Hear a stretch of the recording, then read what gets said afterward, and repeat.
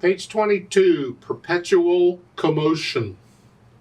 It's a staccato etude dealing with chords, staccato chords.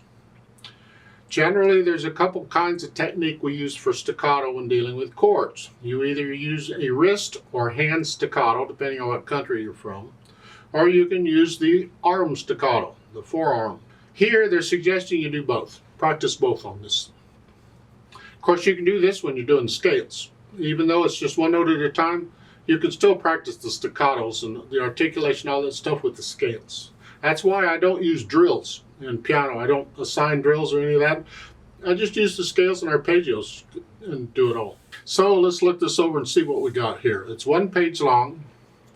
Treble and bass clef. No sharps or flats in the key signature. We're in the key of C major. So make sure you can do the scales and arpeggios for C major and A minor, because those have no sharps or flats in it. 3/4 time, eighth notes all over everywhere. And I want to take it one hand at a time. Let's check our fingering and all. This top note in the right hand is the melody. And that's why we're fingering it this way. And again, I do the staccatos later. Right now I'm connecting. I can't connect chords, but I try. But this.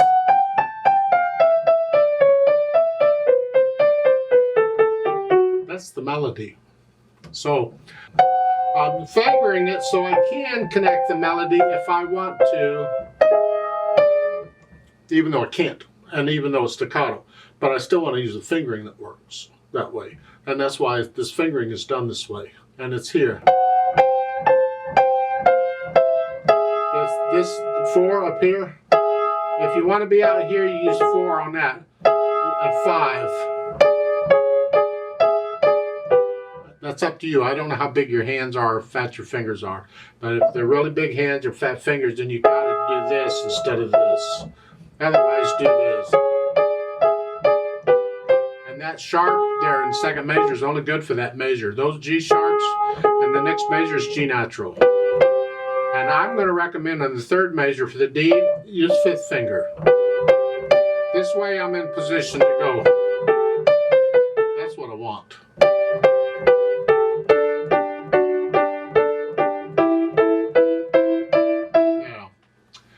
Second line, first measure here. I ran out of fingers. I'm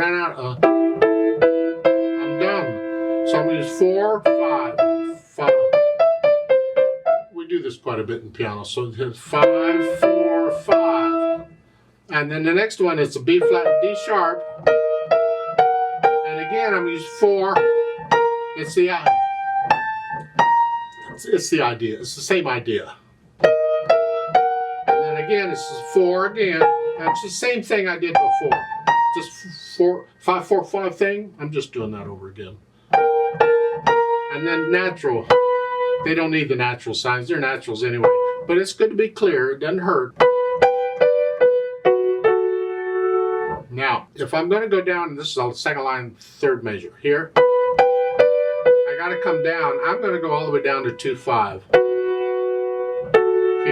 I gotta come down anyway. And then this way, in the next measure, I'm gonna do 2, 3. Here. You see, if I do their fingering in the last measure, the second line, I got 1 and 2. I got thumb on that. And then I gotta use thumb again. I'd rather not. So I'm gonna do 2, 3. And thumb. That way. So again, in the second line, third measure, here, 2, 5, and then 2, 3, and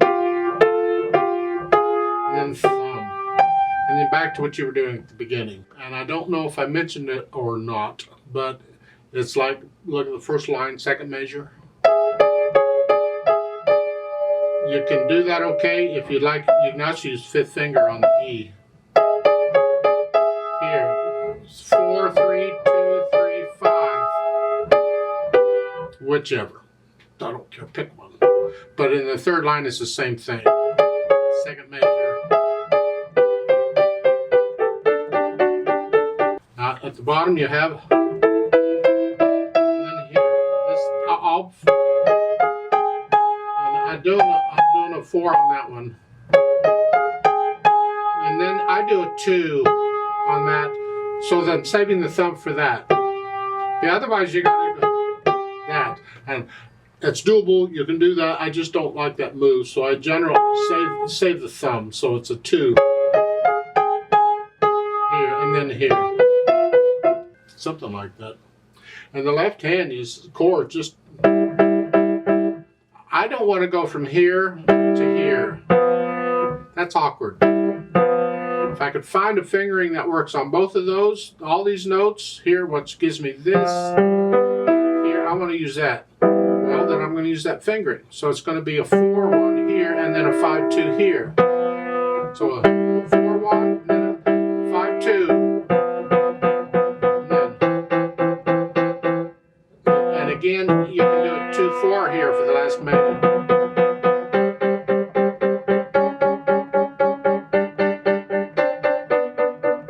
You. I just don't want to move my hand around anymore. So put the hands together and we're here and here. Got to go from here to here. Well, if you're using this finger in the left hand, you're not moving. So you can focus on the right hand going from here to here. Or here, whichever fingering you're using for the right hand. I don't know which one you're doing.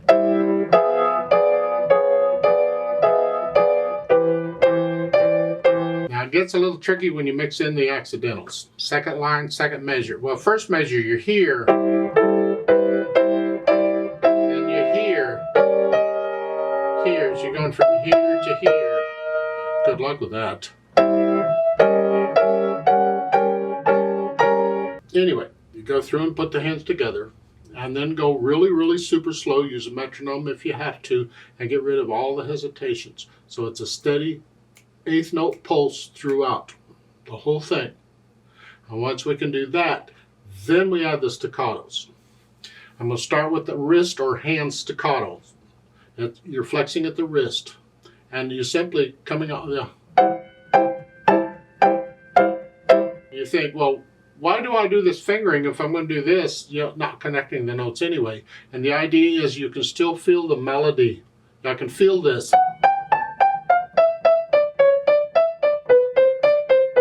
I'm using the fingering I'm using, even though there's staccato, I can still feel the overall flow of the melody, and that's what I'm after. So go through and make sure you can do the whole thing in wrist, and then if you want, go ahead and do the arm. You see, wrist is used quite a bit, but when it gets louder, you need more weight, bigger muscles, so tend to use arm on those. So because it's loud, you may want to do that.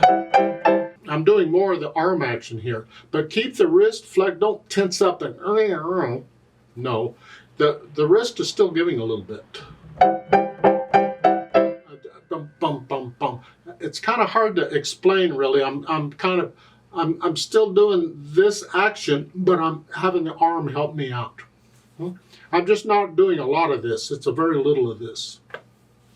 Well, even if it's wrist action, you're not doing a lot. Keep the motions small. But I just add the arm to it. Sounds terrible, don't it? But that's what they did. It's not my fault. Because on the dynamic, that you're basically loud. I would suggest you practice this at all the dynamic levels. Like when you do the scales, practice those at different dynamic levels. Do this very softly. How soft can you make it? And then do it loud. And in between, do all the different dynamic levels of this. That's fine. Now, as far as the speed goes, on Tino, this is more of a practice for the staccatos than it is to play lickety-split. Look how wonderful I'm doing. It's just work on the staccato. So they're keeping it nice and slow, but it has to be accurate and even and smooth. And don't forget the natural accents. 3 or 4 times. 1, 2, 3. 1, 2, 3.